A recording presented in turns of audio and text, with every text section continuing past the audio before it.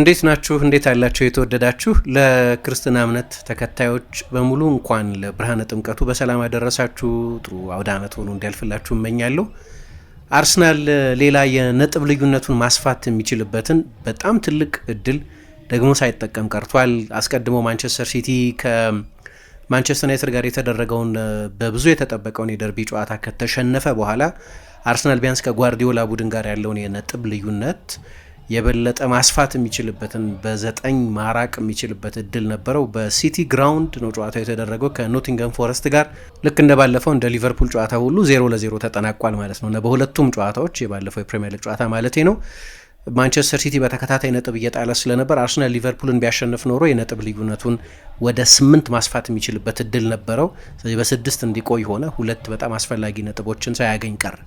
አሁን እንግዲህ እንደው እንደ ክርክር አርሰናል ባለፉት 5 ጨዋታዎች ያንን ጨዋታ ጨምሮ 4 ነጥብ ጣለ። ሲቲ በተመሳሳይ ጊዜ ባለፉት 5 ጨዋታዎች 3 አቻ ወጥቶ ደግሞ 1 ተሸንፏል። ስለዚህ በዚህ ጊዜ ውስጥ ቡድኑ ብዙ ነጥቦችን አጥቷል እና እንዲያውም የነጥብ ልዩነቱ ሰፍቷል። አርሰናል 4 ነጥብ ነው የጣለው፣ ሲቲ 9 ነጥብ ነው የጣለው። የቪላን ለጊዜው እናቆየው። አሁን የበለጠ ሪያሊስቲክ እየመሰለ የመጣው የአስቶን ቪላ የዋንጫ ተፎካካሪነት ጉዳይ ነው። ግን ለሰዎች ይሄ መከራከሪያ ሊቀርብ ይችላል። ግን ለአርሰናል ደጋፊዎች ደግሞ እንደ ሚስድ ኦፖርቹኒቲ እንደው እንደ በጣም መልካም የሆነ አጋጣሚ የፕሪሚየር ሊግ ዋንጫ ፉክክሩን እንደው በፌብሩዋሪ አካባቢ ውጥረት የሌለው እንዳይኖር ማድረግ የሚችልበት እድል ነበር። አሁን በዚህ ጨዋታ ላይ የሁሉም የአርሰናል ደጋፊዎች ሀሳብ ውስጥ ያለው የማጥቃቱ ጉዳይ ነው። እንደው በጠቅላላው በቂ የጎል እድሎች ፈጥሯል ይህንን ጨዋታ አሸንፎ ለመውጣት 2.5 ኤክስጂ ነው የነበረው። በኦፕታ መለኪያ ደግሞ 4 ትልልቅ የጎል እድሎች ፈጥሮ ነበር። ምናልባት የፍጹም ቅጣት ምት ሊያሰጥ የሚችልም ኢንሲደንት ነበር። የኦላ አይና ኳስ በእጅ የተነካበት አጋጣሚ አንዳንድ አርቢትር በምልሰት አይቶ የፍጹም ቅጣት ምት ሊሰጥ ይችላል፣ አንዳንዱ አርቢትር ላይሰጥ ይችላል። ግን ሚኬል አርቴታ ንጹህ የፍጹም ቅጣት ምት ነው የሚል አስተያየት ሰጥቷል እና በዚህ ጨዋታ ላይ እኔ በቂ የጎል እድል የፈጠረ ቢሆንም ሜሪኖ፣ ማርቲኔሊ፣ ዮኬሬስ፣ ሳካ አይነት ተጫዋቾች ትልቅ የጎል እድሎች የፈጠሩ ቢሆንም ፐርፎርማንሱ ግን ፍሉዌንት ነበር ለማለት የሚያስቸግር ይመስለኛል። ይህንን ስንል ለመጀመሪያ ጊዜ አይደለም። ማጥቃቱን በተመለከተ እኔ ከላይናፑ ነው የምነሳው። በኋላም በሶሻል ሚዲያ ብዙ ሲያከራክር ያየሁት በብሉ ስካይም በትዊተርም በሌሎችም ቦታዎች ላይ ብዙ ሲያከራክር የሰማሁት የተጫዋቾቹ ምርጫ ነው። እኔ ከዚህ መነሳት ነው የምፈልገው።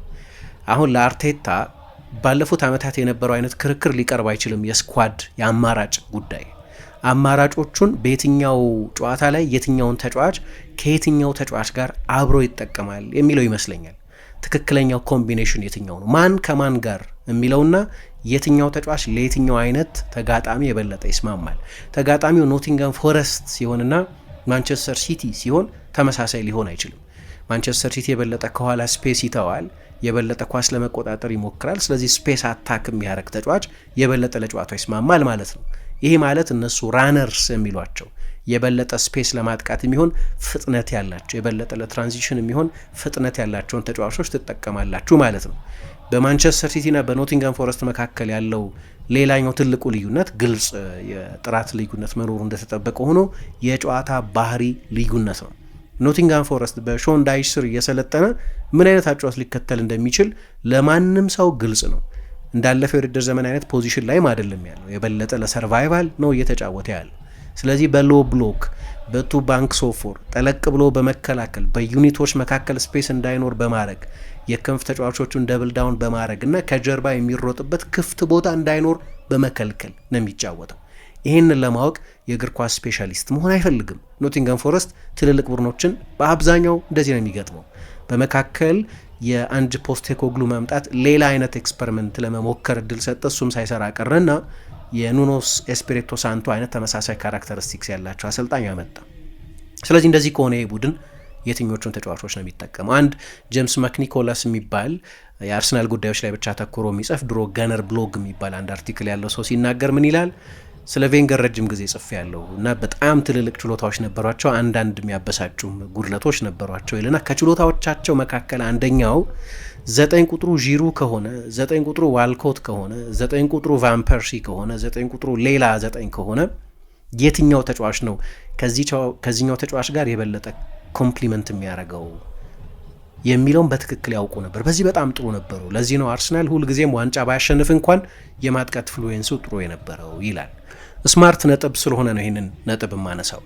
ሊቨርፑሎች በምልመላ በጣም ይሳካላቸው በነበረበት ጊዜ ሳላህን፣ ፈርሚኖን፣ ማኔን ሌሎቹንም ተጫዋቾች ያመጡ አንድ የሚጠቀሙበት ስልት ነበር፣ ኮምፕሊመንታሪቲ የሚሉት። የሆነ ተጫዋች ያመጣሉ፣ ከማምጣታቸው በፊት አንድ ከግምት የሚያስገቡት ነገር ግን ፈርሚኖ አለን፣ ማኔ አለን፣ ሳላህ መሆኑ ብቻ ሳይሆን ሳላህ ከነዚህ ተጫዋቾች ጋር ኮምፕሊመንት ለመደራረግ ለመዋሃድ፣ ለመስማማት የሚያስችል ቴክኒካል ፕሮፋይል አለው ወይ የሚለውን ደግሞ ያያሉ። ይሄ ኮምፕሊመንታሪቲ ይባላል። አሁን አርሰናል ብዙ አይነት ተጫዋቾች ነው ያሉት፣ ብዙ አይነት ናቸው አማራጮቹ። ለምሳሌ ማድዌኬ ከሳካ ጋር አንድ አይነት ተጫዋች አይደለም፣ አንድ አይነት ቦታ ላይ ይጫወት እንጂ የሚመሳሰሉባቸው ነገሮች አሉ፣ ግን አንድ አይነት ተጫዋቾች አይደሉም። ማርቲኔሊ ከትሮሳር ጋር ወይም እዛው ቦታ ላይ ኤዜን እናስበው፣ 3 የተለያየ አይነት ቴክኒካል ፕሮፋይል ያላቸው ተጫዋቾች ናቸው። ዮኬሬስ፣ ሃቨት፣ ሜሪኖ እና ጄሱስ ደግሞ አሉ 9 ቁጥር ሆኖ መጫወት የሚችሉ 4 አማራጮች ናቸው። የትኛው ጨዋታ ላይ የበለጠ ይስማማል የሚለው በጣም ወሳኝ ነው። አሁን ይህንን ነጥብ ማነሳበት ምክንያት ለኖቲንጋም ፎረስት አይነት የሎ ብሎክ የዲፕ ብሎክ ቡድን ራነርስ ነው የሚያስፈልጉት፣ የቦልቱ ፊት ተጫዋቾች ናቸው የሚያስፈልጉት። ራነርስ የምትመርጡ ከሆነ መሮጫ ቦታ ያስፈልጋቸዋል። ማርቲኔሊ ራነር ነው፣ መሮጫ ቦታ ያስፈልገዋል። ኖቲንጋም ፎረስት መሮጫ ቦታ አይሰጥም። ከኦላ አይና በጣም ወደ ኋላ ተጠግቶ የሚከላከል ካለም ሁድሰን ኦዶዬ ያለ መሮጫ ቦታ የለም። ኖቲንጋም ፎረስት በሎወር ብሎክ ነው የሚጫወተው። ስለዚህ የበለጠ የፕሌይሜኪንግ ችሎታ ያላቸው እንደ ትሮሳር እና እንደ ኤዜ አይነቶቹ ተጫዋቾች አይሻሉም ወይ? እንደዚህ አይነቱ ጨዋታ ላይ የበለጠ በአንድ ሁለት የበለጠ በትዕግስት ቅብብል የበለጠ የብሬክ ስሩ ፓስ ማቀበል የሚችሉ ተጫዋቾች አይሻሉም ወይ? አንደኛው ጥያቄ እሱ ነው። እዚህ ጨዋታ ላይ የመረጠው ጨዋታውን ለመጀመር ማርቲኔሊ ነው። በነገራችን ላይ አስተውላችሁ እንደሆን 55ኛው ደቂቃ ላይ ሚኬል አርቴታ 4 ተጫዋች ቀይሯል። ከረፍት ሲመለስ ማርቲኔሊ ወጥቶ ትሮሳር ገብቷል፣ ግን 55ኛው ደቂቃ ላይ ተጨማሪ 3 ተጫዋቾች ለውጧል። ስለዚህ መጀመሪያውኑ እኔ አሰልጣኝ በ55ኛው ደቂቃ ላይ 4 ለውጥ ሲያደርግ አምኗል ማለት ነው የመጀመሪያ ፕላኑ እየሰራ እንዳልነበር። ስለዚህ ከመነሻው ጀምሮ ፕላኑ ትክክል ነው ወይ የሚል ጥያቄ ማቅረብ ስህተት አይሆንም። ይሄ በጣም ቁልፍ ነገር ነው።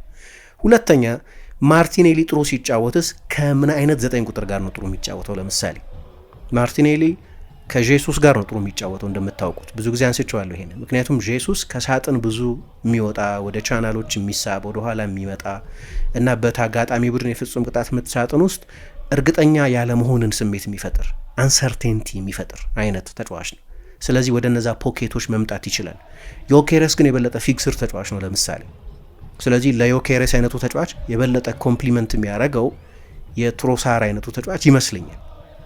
ማድዌኬም ቢሆን ከማርቲኔሊ ይልቅ የሚለይ ነገር አለ። ወደ ስፔስ ብቻ የሚሮጥ አይደለም፣ ግን የበለጠ እሱም ለትራንዚሽን አጫወት የሚሆን ተጫዋች ነው ከሳካ ይልቅ። ልክ ነው። አሁን የአርቴታ አንደኛው ሀሳብ የሚቀጥለው ሳምንት ትልቅ ሳምንት ነው። ከኢንተር ሚላንና ከማንቸስተር ዩናይትድ ጋር ነው የሚጫወተው። የሆነ ተጫዋች ማሳረፍ አለበት።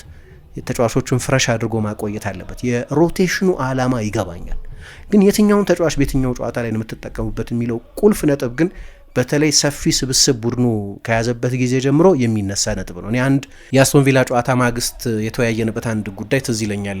እዛ ጨዋታ ላይ አስቶን ቪላ በሃይ ዲፌንሲቭ ብሎክ ነው የሚጫወተው፣ በቪላ ፓርክ የተደረገውና ባለቀ ሰዓት ቪላ ያሸነፈበት ጨዋታ ማለት ነው። እዛ ጨዋታ ላይ አርቴታ በቀኝ በኩል የተጠቀመው ሳካን ነው፣ በግራ በኩል የተጠቀመው ኤዜን ነው፣ አጥቂ አድርጎ የተጠቀመው ሚኬል ሜሪኖ ነው። አሁን እዚህ ጋር የሚነሳው አንደኛው ጥያቄ ሶስቱም ራነርስ አይደሉም።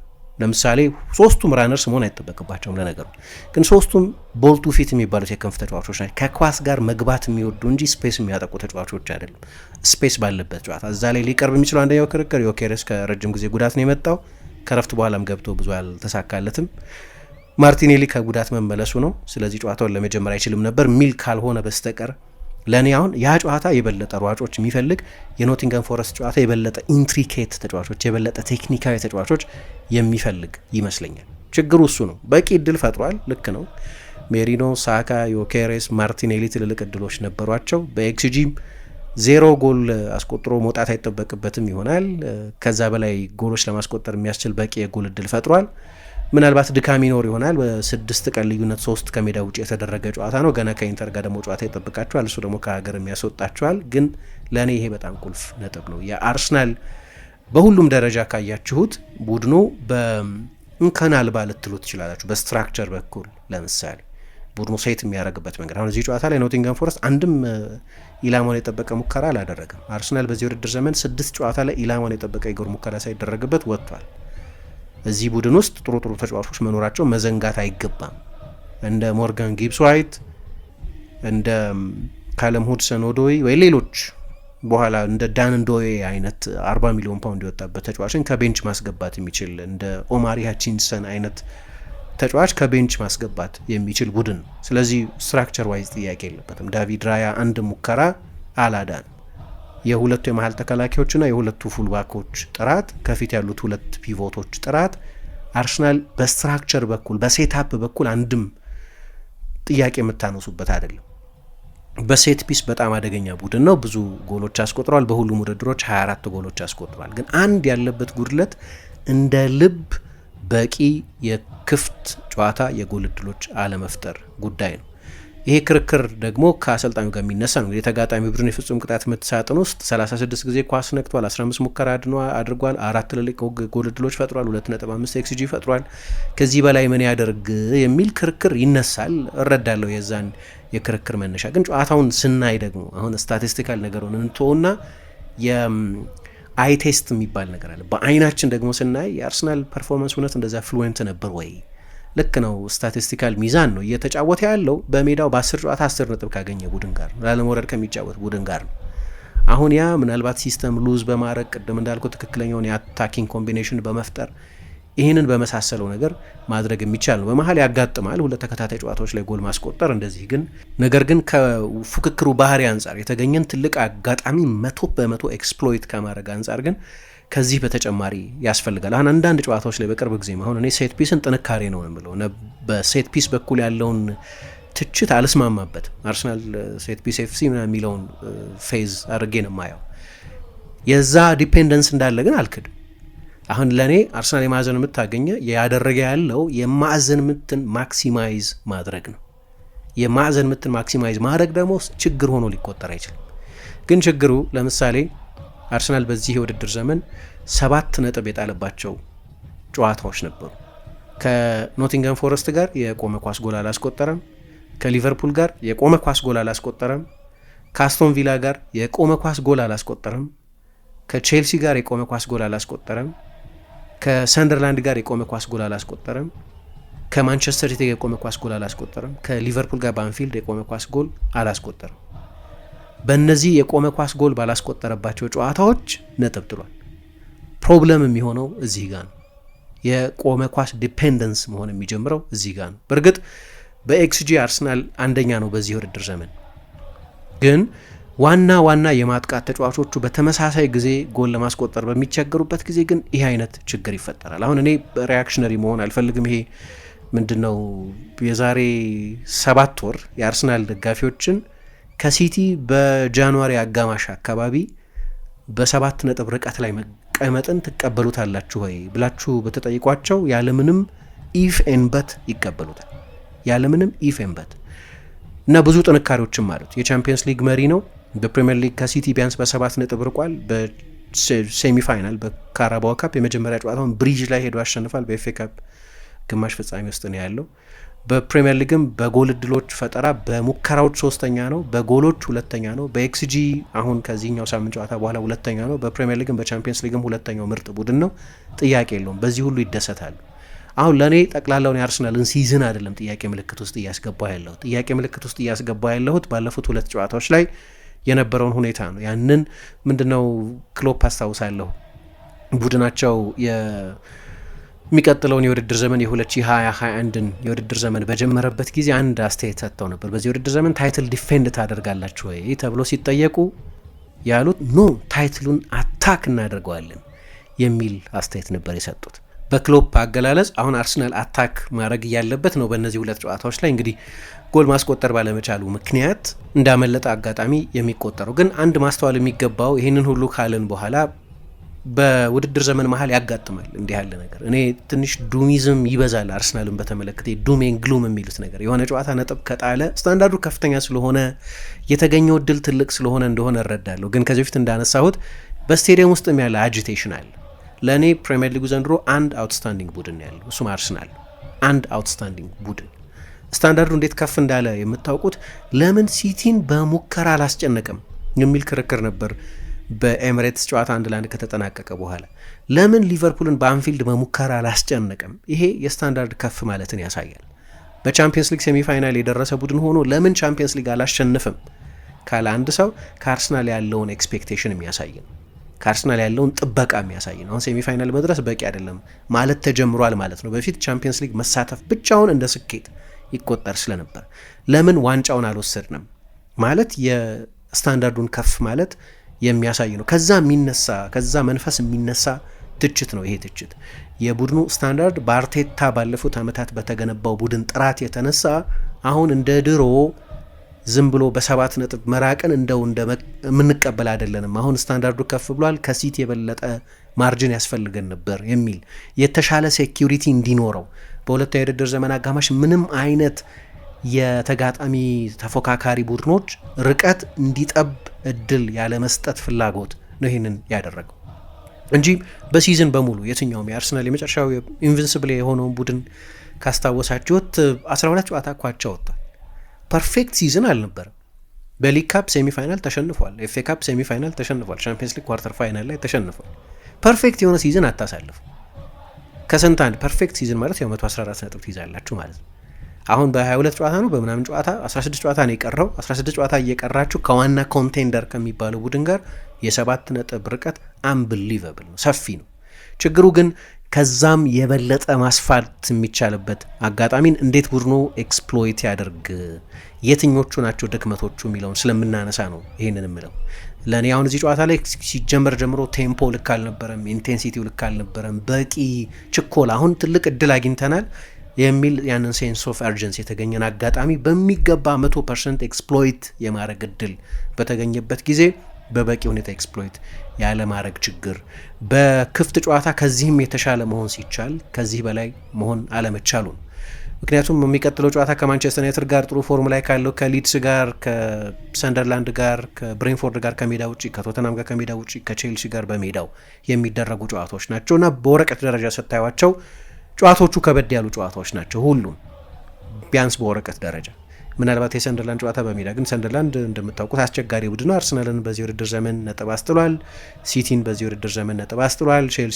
ቼልሲ ሜዳ ላይ ሄዶ አሸንፏል። ከሊቨርፑል ጋር ሊቨርፑልን ነጥብ አስጥሏል። አስቸጋሪ ቡድን ነው። ብሬንፎርድ ከሜዳ ውጭ ቀላል ጨዋታ አይሆንም። ማንቸስተር ዩናይትድ በሲቲ ላይ ባገኘው ድል ምክንያት በጣም ትልቅ የኮንፊደንስ ሊፍት ኖሮት ነው ወደ ኤምሬትስ የሚመጣው። አርሰናል ከኢንተር ጋር ሲጫወት ማንቸስተር ዩናይትድ እረፍት ላይ ነው እንደምታውቁት እና የማንቸስተር ዩናይትድ ጌም ፕላንም ለትልልቅ ጨዋታዎች የበለጠ አደገኛ የሚያደርገው ነው ቡድኑን።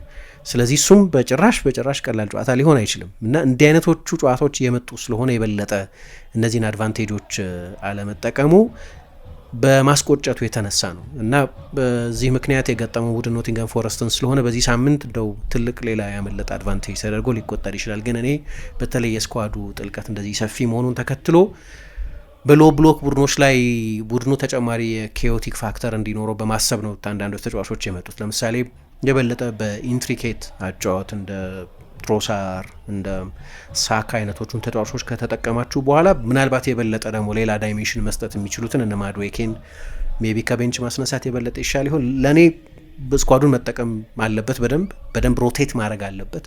ለአራት ውድድሮች እየሄደ ያለ አንድ አሰልጣኝ በሁሉም ውድድሮች ላይ ብዙ ርቀት ለመሄድ የግድ ሮቴሽኑን ኤክስፐርትሊ መጠቀም አለበት።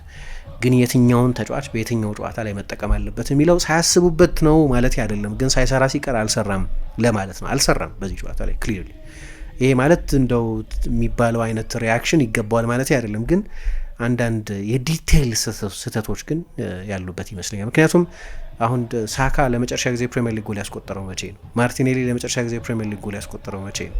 ትሮሳር መቼ ነው ለመጨረሻ ጊዜ ፕሪሚየር ሊግ ጎል ያስቆጠረው? ዮኬሬስ መቼ ነው ለመጨረሻ ጊዜ የፕሪሚየር ሊግ ጎል በኦፕን ፕሌይ ያስቆጠረው? ሌሎቹንም ተጫዋቾች ዋና ጎል እንዲያስቆጥሩ የምትጠብቋቸው ተጫዋቾች በቅርብ ጊዜ ጎል እያስቆጠሩ አይመስለኝም። ቆይተዋል፣ በጣም ቆይተዋል።